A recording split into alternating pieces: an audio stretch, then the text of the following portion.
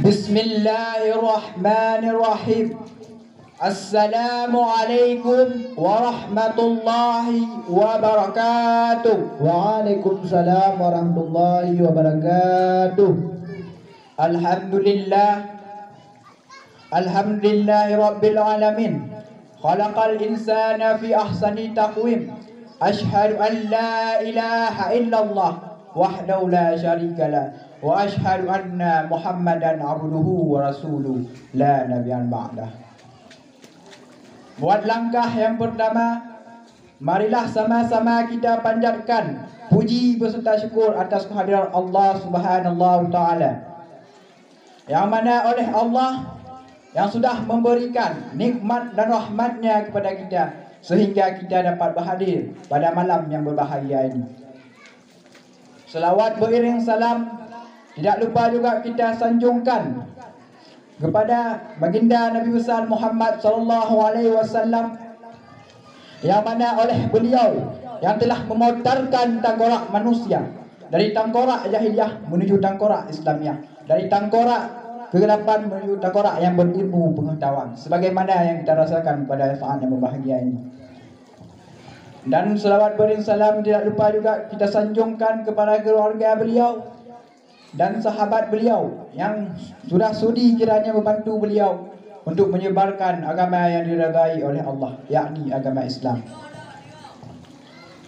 Kata-kata takziman saya yang saya hormati Abun selaku pimpinan pesantren Babul Ulum Ma'a keluarga, dan yang saya hormati Dewan Guru baik putra maupun putri.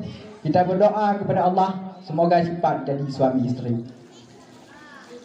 Dan yang saya hormati Dewan Hakim yang sebentar lagi akan menghakimi saya pribadi. Dan yang saya hormati orang tua saya yang sudah berhadir pada malam yang berbahagia ini, di mana kata penghormatan kepada orang lain kita berikan, tapi kepada orang tua sendiri tidak kita berikan. Di mana letak hati nurani seorang anak. Dan yang saya hormati kaum muslimin yang dirahmati oleh Allah, terima kasih saya ucapkan kepada Tengku Prokon yang sudah memanggil nama baik saya guna untuk mengupaskan satu syarahan singkat yang berjudul 3 nasihat Jibril kepada baginda Nabi besar Muhammad sallallahu alaihi wasallam. Kaum muslimin rahimakumullah, dalam satu kitab Nasaihul Ibad karangan daripada ulama Nusantara Syekh Nawawi Al-Bantani, beliau asli ulama Indonesia, asli beliau dari Banten, diriwayatkan salah satu hadis daripada Sahal bin Sa'ad dan diriwayatkan oleh Imam Tabrani berkenaan dengan nasihat Jibril kepada baginda Nabi besar Muhammad sallallahu alaihi wasallam. Dan Rasulullah menyampaikan nasihat tersebut kepada sahabat beliau, hendaknya menjadi pelajaran atau peringatan kepada kita sebagai umatnya. Suatu ketika Rasulullah SAW bersama dengan para sahabatnya. Kemudian Rasulullah bersabda, "Ya ashabi, wahai sahabatku, apakah kalian mau mendengarkan nasihat yang telah Jibril menasihatiku?" Para sahabat menjawab, "Tentu saja ya Rasulullah." Summa qala, kemudian Rasulullah melanjutkan sabdanya, "Atani Jibril alaihi salam, telah datang malaikat Jibril kepadaku." Faqala, lalu beliau berkata, "Ya Muhammad, ish masyiddah, wahai Muhammad, hiduplah sesuka kamu. Apakah kamu mau kafir atau mukmin? Apakah kamu mau maksiat atau taat? Terserah, Allah memberikan kebebasan kepadamu. Tapi ingat, fa innaka maitun, sesungguhnya kamu itu akan mati. Sesungguhnya kamu itu akan meninggalkan alam ini. Kullu nafsin dha'iqatul maut, tiap-tiap makhluk yang bernyawa pasti merasakan kematian. Muhammad, aina mata kunu yurikumul maut walau kuntum fi buruji musayyadah." Dimanapun kamu berada, kemanapun kamu pergi, apapun pangkat dan jabatan yang telah kamu sandangkan, siapapun dirimu, walaupun kamu masuk ke dalam peti besi, yang namanya kematian tetap menjumpai dirimu. Muhammad, qul innal mautal ladzi tafiruna minhu fa innahu mulaqikum. Katakanlah olehmu Muhammad, walaupun banyak orang yang lari daripada kematian, fa innahu mulaqiku, akan tetapi sesungguhnya kematian akan menunggumu. Ish masyiddah, hiduplah sesuka kamu, tapi ingat, fa innaka maitun, sesungguhnya kamu itu akan mati.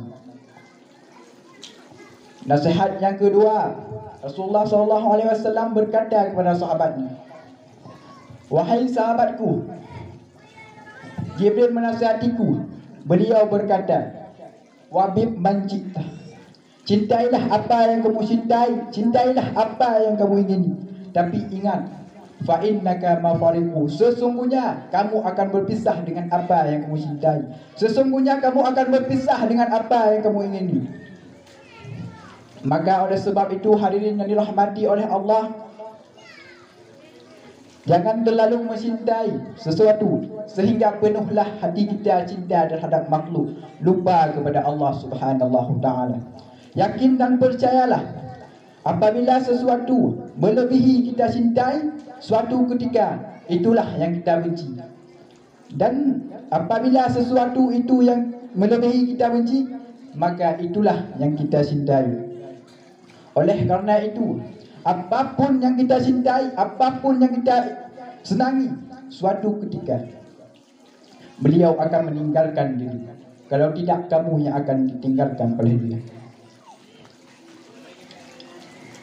Maka oleh sebab itu, Jibril menasihati Rasulullah, wahbib man syi'ta, cintailah apa yang kamu cinta, tapi ingat, fa innaka mafariqu, sesungguhnya kamu itu akan berpisah dengannya. Baik itu anak, pangkat, jabatan, istri dan sebagainya. Yakin dan percayalah, dia akan meninggalkan. Kalau tidak, sebaliknya kamu yang akan meninggalkan dia. Hadirin yang dirahmati oleh Allah, nasihat yang ketiga, Rasulullah SAW berkata kepada sahabatnya, wahai sahabatku, Jibril menasihatiku. Beliau berkata, wa'mal masyitah, lakukanlah apa sekehendakmu, lakukanlah apa keinginanmu, tapi ingat, fa innaka majziyun bih, sesungguhnya apa yang kamu lakukan, apa yang kamu perbuatkan, kelak akan diberi balasan yang setimpal oleh Allah Subhanahu Ta'ala. Fa may ya'mal misqala dzarratin khairan yarah, barang siapa yang membuat kebaikan sebesar zarah yarah, maka Allah akan menampakkannya. Wa may ya'mal misqala dzarratin syarran yarah, dan barang siapa yang membuat kejahatan sebesar zarah yarah, Allah akan menampakkannya. Sebagaimana salah satu cerita, seorang hamba dengan masalah yang sangat kecil namun bisa membawa ke dalam neraka. Masalah beliau cuma dengan seekor kucing. Beliau memelihara kucing, lalu mengurung dan mengikatnya. Apabila kucing itu dilepaskan, niscaya kucing itu akan mencari belalang-belalang di permukaan bumi ini. Tapi apa juga yang terjadi? Kucing itu dikurung, tidak diberi makan, sehingga itu kucingnya mati. Maka oleh sebab itu, kejahatan yang sangat kecil namun bisa membawa kita ke dalam neraka. Ataupun sebaliknya, kebaikan yang sangat kecil bisa membawa kita ke dalam surga. Sebagaimana salah satu cerita Imam Al-Ghazali. Pada suatu hari Imam Al-Ghazali mengarang kitab. Ketika mengarang kitab, beliau datanglah seekor lalat yang menginap di lidah beliau. Lalu beliau merasa terganggu. Tetapi ketika beliau melihat lalat tersebut sedang dalam keadaan kehausan, Lalu beliau